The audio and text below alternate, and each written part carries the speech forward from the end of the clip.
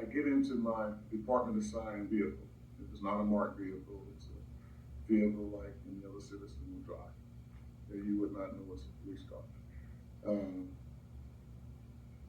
I'm driving to my off-duty job. Uh, while driving, I stop at a red light, and I notice a police SUV go up on the right side of me, the curb lane. And that curb lane at the intersection is the lane you would make a right turn to go right. I guess that would be due west. And I'm the first car at the intersection. The light turns green, I proceed, and I'm driving, minding my own business, talking along, going off duty. And I look in the rear view and I see police SUV behind me. So I continue driving, in a few blocks, I'm stopped. And why are these guys stopping me? So I stop and I remain in my car for a few minutes. I'm like, this is Spraytown. What? So I open, after a few minutes, I open the driver's door and I take one foot. I step out and I just step out and I just turn. I don't move, I don't take another step. I just stand up, turn around, and face the front of their car. When I face the front of the car, I go, oh, that's us. That's KCPD. Mm-hmm. So at the same time, the two officers get out of the car and immediately they begin to speak to me. Dude, what the fuck? You just gonna jump out on us like that? And I'm like a deer in the headlights now. So I said something to the effect, I'm an officer. You just gonna jump out like that? Dude, who are you?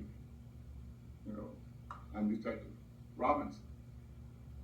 And well, where the fuck are you going? I'm going off duty. And the question was asked, why did you, I asked, why did you stop me? Well, first of all, your plates don't come back to this vehicle. Well, I go, are we done? And I get back in the car and I drive away. As they're walking back to theirs, I'm called, no, well, they say, before walking back, they say, obviously you forgot what it's like to be out here. And walking back to their car and go, fucking dumbass, fucking retard. Did you ever feel your life was in danger? I felt, honestly, had I not, well, number one, I would never stepped out of the car had I not been in uniform in the time we're in now. Never. But I felt it was appropriate. It was nothing inappropriate or against policy for me to step out and turn around and face police in full police uniform. Right. I thought at one point, I'm like, are you fixing to shoot me? Are you about to jump on me? Or what are you about to do? Mm-hmm. Because of the tone and the mannerisms and the egregious manner that was being, the conversation was with me. Yes, I felt,